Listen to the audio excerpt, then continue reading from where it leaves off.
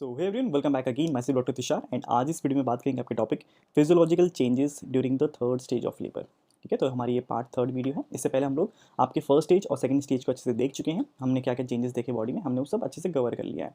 Also हमारे पास जो labour है उससे रिलेटेड काफ़ी सारी वीडियोस ऑलरेडी चैनल पे हैं, जिनका मैंने सारा एक प्लेलिस्ट बना रखा है। नीचे डिस्क्रिप्शन आपको मिल जाएगा, वहाँ पे आपको stages of labour, events of labour, फिर मैकेनिज्म ऑफ लेबर हो गया है, प्रोलॉन्ग लेबर क्या है, what is true labour, what is false labour, ऐसी बहुत सारी वीडियोज़ हैं उसमें, तो आप ज़रूर से उसे चेकआउट कर लेना। क्लियर। तो अभी तो बात करेंगे आज हम थर्ड स्टेज में क्या क्या चेंजेस आ रहे हैं बॉडी में। सो डेफिनेशन देख लेते हैं। जहाँ पे हमने सेकंड स्टेज खत्म किया था, दैट इज़ आपके डिलीवरी ऑफ द बेबी। ठीक है, वहाँ से स्टार्ट होगा ये एंड कहाँ तक खत्म होगा, जब आपका जो मेम्ब्रेन्स है एंड प्लासेंटा डिलीवर हो जाता है। ठीक है, तो वही लिखा है यहाँ पे, the third stage of labour extends from the delivery of the foetus to the expulsion of the placenta and membranes. This stage is critical because most cases of postmortem haemorrhage. ठीक है, तो ये इंपॉर्टेंट है। It occurs during और immediate after this stage. तो basically क्या हो रहा है, जैसे ही प्लासेंटा सेपरेट होगा आपके यूट्राइन वॉल से, वहाँ से ब्लीडिंग होना स्टार्ट हो जाएगा। अब नॉर्मली क्या होता है, आपका जो यूट्रस है वो कॉन्ट्रैक्ट करेगा, कॉन्ट्रैक्ट करके छोटा हो जाएगा साइज़ में, तो आपकी जो ब्लड ओपनिंग्स हैं वो क्या है, वो अपने आप ही बंद हो जाती हैं।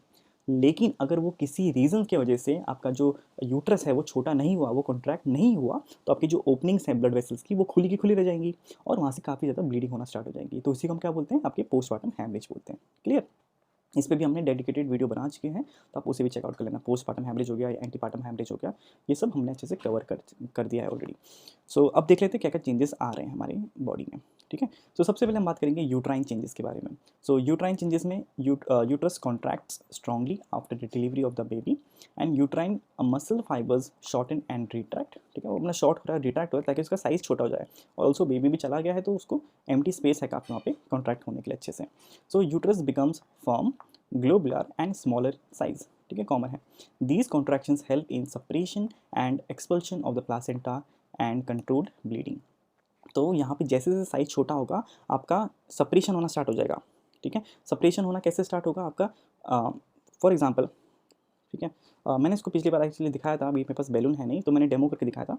एग्जाम्पल सोचिए, आप बैलून है, बैलून एकदम फुला हुआ बैलून है। ठीक है, आपने वहाँ पे एक टेप चिपका दिया, टेप चिपका दिया।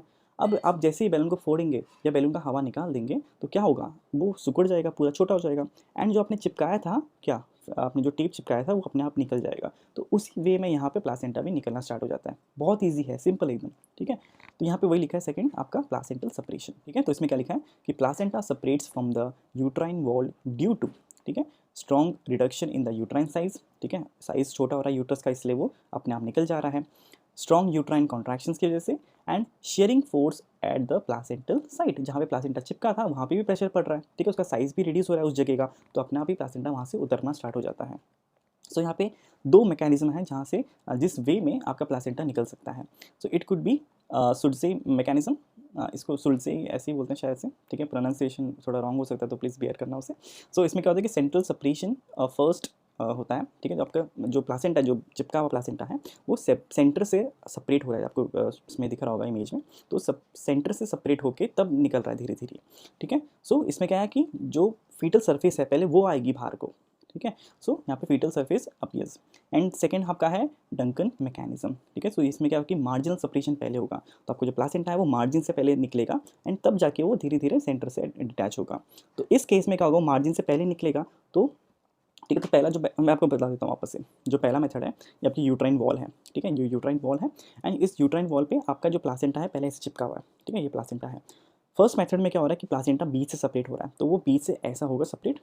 ठीक है, एंड तब बाहर को निकलेगा। ठीक है, सो बीच से सेपरेट होने से क्या होगा कि आपके जो आपको सब जो आप जब ऑब्जर्व करेंगे, ठीक है, एग्जामिनेशन के टाइम पे, तो आपको जो फीटल सरफेस है ये पहले दिखाई देगा, क्योंकि यही पहले क्यों नीचे आएगा। ठीक है, दूसरे केस में क्या हो रहा है, ये मार्जिनल सेपरेशन हो रहा है, तो ये ऐसे ना होके ये क्या हो रहा है, ये ऐसे ऐसे निकल रहा है।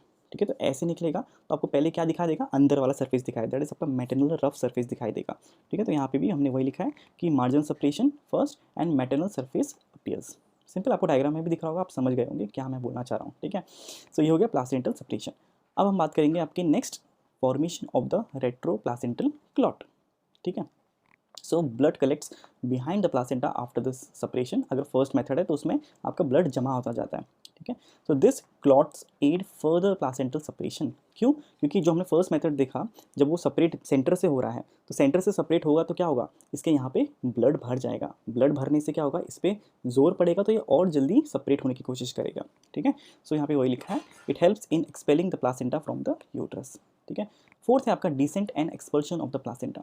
Now separated placenta descends into the lower uterine segments. ठीक है। Uterine contraction pushes placenta into the vagina and placenta and membranes are expelled out. ठीक है। So this completes the third stage. ठीक है। तो यहाँ पे आपका थर्ड स्टेज भी कंप्लीट हो जाता है। उसके बाद और क्या क्या है, so haemostatic mechanism at the placental site. अब देखो प्लासेंटा सेपरेट हो गया है, लेकिन यहाँ पे जो आपके ब्लड वेसल्स हैं इनको क्या होना है, इनको बंद भी तो करना है, नहीं तो ये ब्लीडिंग करते रहेंगे। सो वो कैसे होता है, so uterine muscles fibre compress blood vessels at the placental plate. ठीक है, bed. This act as a living ligature. ठीक है, that is muscles fibre cramps blood vessels. आपकी जो ब्लड वेसल्स आ रही थी, फॉर एग्जाम्पल्स ये आपकी ब्लड वेसल्स आ रही हैं ऐसे। ठीक है, तो अभी ब्लड वेसल्स कैसे खुली हैं, खुली होने से क्या होगा, जैसे ही ये कॉन्ट्रैक्ट करेगा तो ये ब्लड वेसल्स की ओपनिंग भी बंद हो जाएगी। ठीक है, तो वहाँ पे वही लिखा है, तो जिसकी वजह से कि ब्लड लॉस काफ़ी मिनिमम हो जाता है एंड नॉर्मल ब्लड लॉस आपके 200 से 300 ml तक हो जाता है। इससे ज़्यादा हुआ काफ़ी ज़्यादा तो हम सोचेंगे कि पीपीएच की कंडीशन डेवलप हो सकती है। So failure of this mechanism leads to PPH.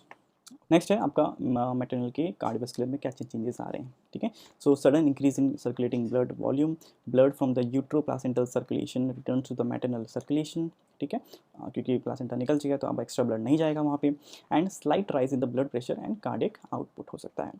Endocrine and hormonal changes में क्या क्या होगा कि sudden fall in the oestrogen and progesterone after placental delivery, क्योंकि प्लासेंटा निकल गया तो कौन देगा अब ईस्ट्रोजन, कोई नहीं दे पाएगा। जिसकी वजह से ऑक्सीटोसिन सिक्रीशन ऑल्सो इंक्रीजेस। क्यों? ताकि आपके यूट्रस को कॉन्ट्रैक्ट कर सके अच्छे से। Oxytocin enhances the uterine contractions and retractions. ठीक है, this hormonal shift helps in uterine involution and prevention of the haemorrhage. ये यूट्राइन इन्वॉल्यूशन के ऊपर भी हमने वीडियो बनाई है, आप उसे भी चेकआउट कर सकते हैं। ठीक है, सो ये हो गया लास्ट एंड लास्ट यहाँ का साइकोलॉजिकल चेंजेस क्या क्या आते हैं मदर में।